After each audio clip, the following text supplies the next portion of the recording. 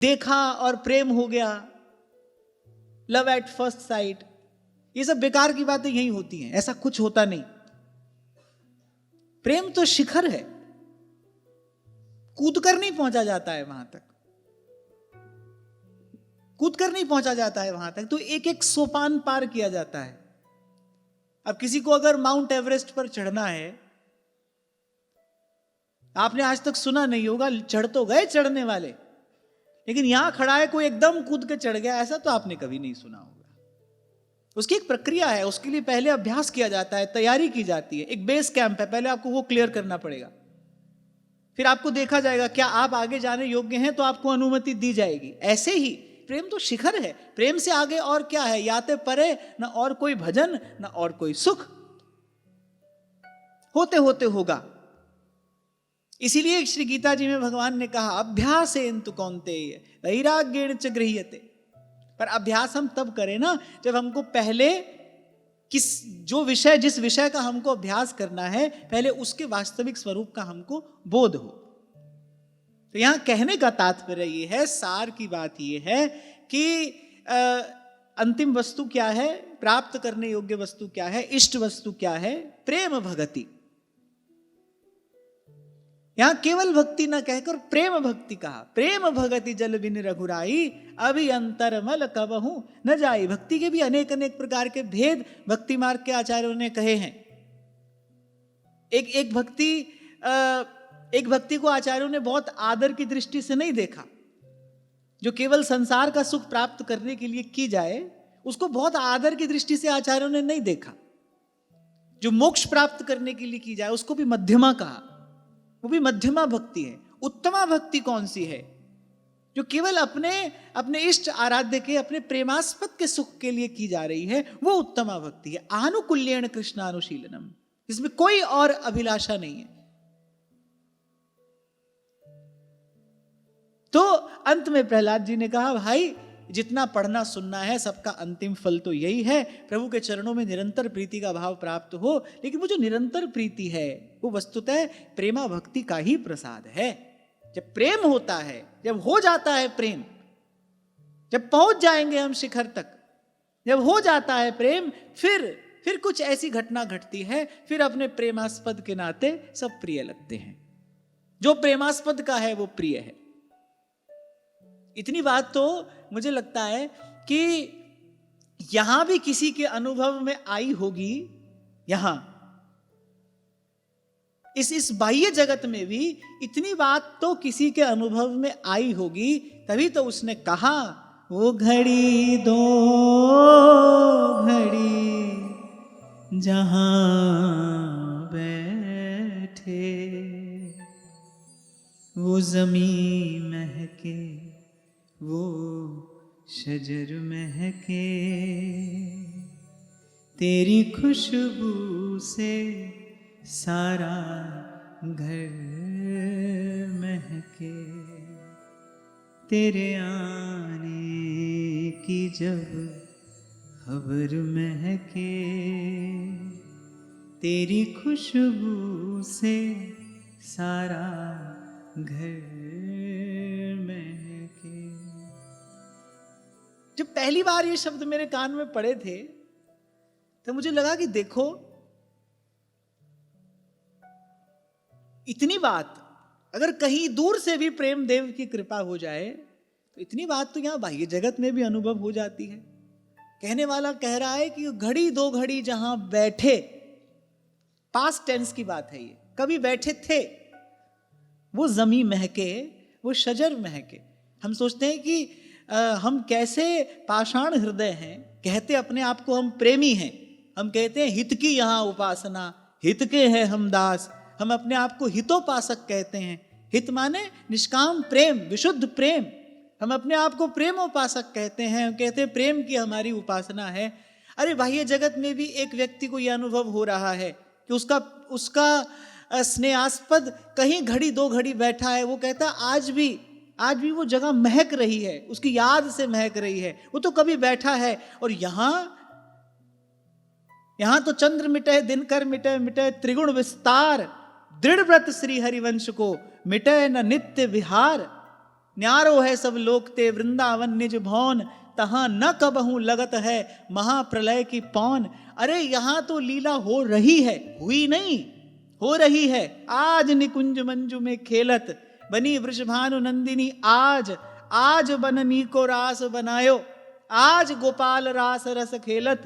यहां तो सब कुछ हो रहा है, लेकिन फिर भी वृंदावन में, वृंदावन वासियों में, वृंदावन के कण कण में जैसी प्रियता का उदय होना चाहिए वैसा तो है नहीं। क्यों? क्योंकि प्रेम ही नहीं है। प्रेम के अभाव में ये सब स्थिति है आपकी हमारी। प्रेम हो फिर तो वो घड़ी दो घड़ी जहां बैठे। एक प्रेमी के लिए तो प्रेमास्पद जिस स्थान पर घड़ी दो घड़ी बैठ जाए वही तीर्थ हो जाता है।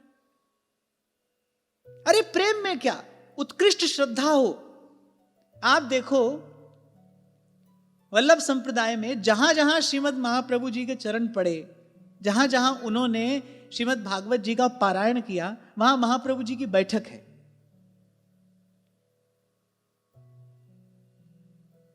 कोई भी उपासक होगा वो बड़ी श्रद्धा से, बड़ी भावना से जाकर उस स्थान का सेवन करेगा।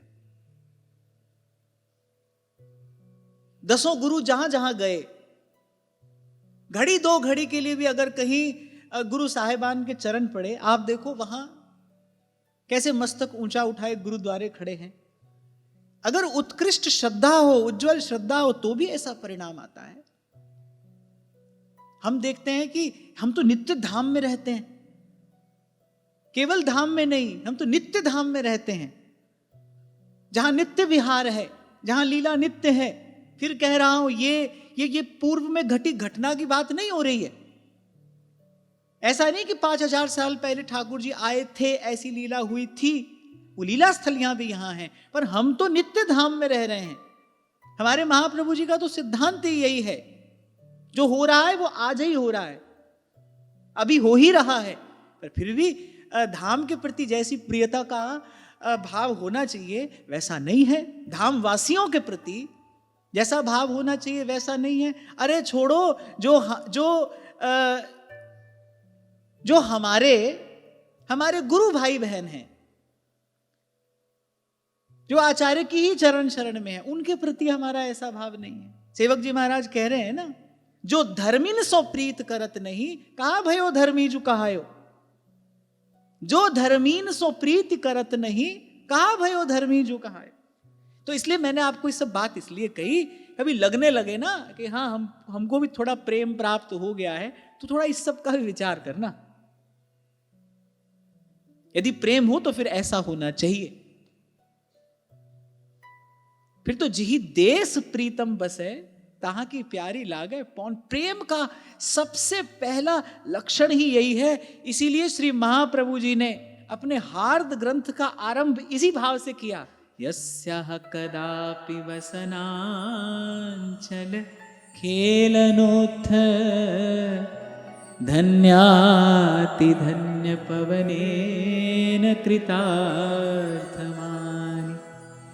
योगीन्द्र दुर्गम गतिर मधुसूदनोऽपि, तस्याह नमोस्तु वृषभानुभुवो तिशेति। यही भाव तो है। श्री प्रियाजू के अंचल का स्पर्श करते हुए पवन आई है। यस्याह कदापि वसनांचल खेलनोत्थ, धन्याति धन्य पवनेन कृतार्थमानि। और ऐसा अनुभव किसको हो रहा है? योगीन्द्र दुर्गम गतिर मधुसूदनोऽपि, तस्याह नमोस्तु वृषभानुभुवो दिशेति। अभी कल आपसे मैंने एक छोटी सी बात कही थी, भाई जब भजन होता है और उस परिपूर्ण प्रभु का भजन होता है, पूरे तरीके से लगने से ही होता है, और फिर जब परिणाम आता है, जो प्रसाद मिलता है, वो भी पूर्ण होता है, तृप्त कर देने वाला होता है। हमारी विडंबना यही है कि ना वहां के हैं ना यहां के हैं, ना पूरे पूरे वहां के ना पूरे पूरे यहां के। चलो पूरे पूरे वहां के तो हो ही नहीं सकते, पूरा पूरा संसार का कोई हो ही नहीं सकता। क्योंकि संसार आप पूरा पूरा नहीं है, कोई उसका पूरा पूरा कैसे होगा। पर यहां भी जैसा लगना चाहिए वैसा लग नहीं रहे हैं, जैसे प्रभु में लगना चाहिए ऐसे नहीं लग रहे हैं।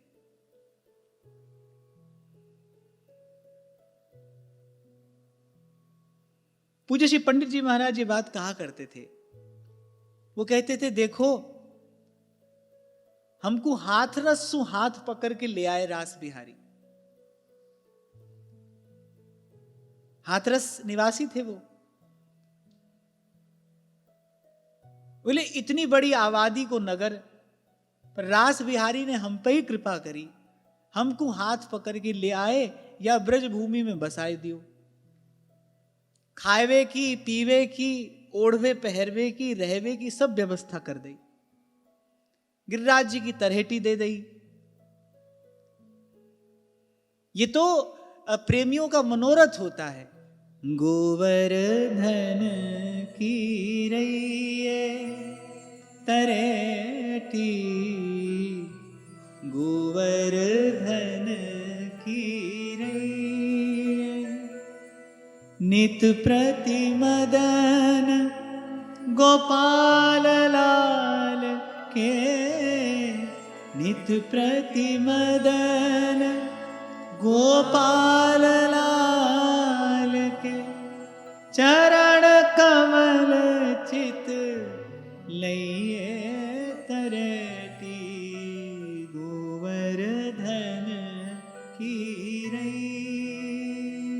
तन पुलकित ब्रज रज में लोटत, और गोविंद कुंड में नहिए, रसिक प्रीतम हित चित की बातें गिरधर जी सो कहिए। तो मनोरथ है प्रेमियों का, ऐसी ऐसी कभी कृपा हो कि गोवर्धन की तरहेटी में वास मिले। व्यास जी कहते हैं, और दिए कछु भावत नाही, वृंदावन रज दीजे। पूज्य श्री पंडित जी महाराज कहा करते थे कि देखो गिरिराज जी की तरहेटी है, खावे की पीवे की सब व्यवस्था है, ब्रजवासीन की कृपा से हमारो पेट भर जाए, ओढ़वे पहरवे की सब व्यवस्था है। बोले अभऊ हम इनमें न लगे तो फिर हमसे अधिक कठिन कुटिल और कौन होएगा। ऐसे ही मैं अपनी बात कर रहा हूं, ऐसे अपने बारे में मुझे कभी कभी लगता है कि देखो सब अनुकूलता है, ढूंढे से भी कोई प्रतिकूलता नहीं है। और मुझे लगता है ऐसा अपने प्रयास से तो कठिन नहीं, असंभव है। क्योंकि भाई सुख दुख रूप संसार है, बना रहता है ये सब। और हम ढूंढने तो अपने जीवन में कहीं ढूंढने से भी कोई प्रतिकूलता नहीं है। श्री जी की अपार कृपा है, कैसे कैसे जंजालों से बचाकर वो यहां तक ले आई। अब भी अगर पूरे पूरे भजन में न लगे, फिर हमसे अधिक मूढ़, हमसे अधिक कुटिल और हमसे अधिक शठ और कौन होगा। सब व्यवस्था ठाकुर जी ने करके दी है। हमको तो केवल भजन करना है, केवल, कोई दूसरा काम ही नहीं है। अच्छा, ये और कृपा कर दी कि किसी दूसरे काम के लायक छोड़ा भी नहीं। हम अकड़ के ये कह भी नहीं सकते ये नहीं तो वो कर लेंगे, कुछ और कर भी नहीं सकते, कुछ और करने योग्य है भी नहीं। अभी जयपुर में मैं यही बात कह रहा था कि दो ही काम है, कह तो भजन है और कह सत्संग है। पर इतनी सब अनुकूलता होने पर भी और ये विचार होने पर भी कि भाई हमको पूरा पूरा लग जाना चाहिए, लेकिन जैसा लगना चाहिए वैसे लग नहीं पा रहे हैं। मैं फिर कह रहा हूं, मैं आपकी बात नहीं कर रहा हूं, मैं अपनी बात कर रहा हूं। फिर भी जैसा लगना चाहिए कि एक भी श्वास क्यों व्यर्थ जाए। इतना सब कुछ गुरुजनों की कृपा से समझ में आ गया, ये सब रहस्य गुरुजनों की कृपा से कुछ समझने में आ गया। उसके बाद भी दादू जैसा नाम था वैसा लीना नहीं, और देह तो हवाले हो ही रही है। धीरे धीरे जीवन जा ही रहा है, धीरे धीरे शरीर क्षय की ओर ही तो जा रहा है। आपसे उस दिन कह रहा था ना, जब बालक थे तो हमारी दादी कभी कभी कहा करती, अरे घुटनों में बहुत दर्द है। हमको लगता था है घुटनों में भी कभी दर्द होता है, कैसे हो सकता है? अब लगता है नहीं भाई होता है, हो सकता है। तो शरीर तो भाई धीरे धीरे क्षय की ओर जा ही रहा है, देह हवाले हो ही रही है। हाँ, फिर भी ये बड़ी कृपा है कि चलो कर नहीं पा रहे हैं पर करने की इच्छा है। चौप रही मन माही, दादू जैसा नाम था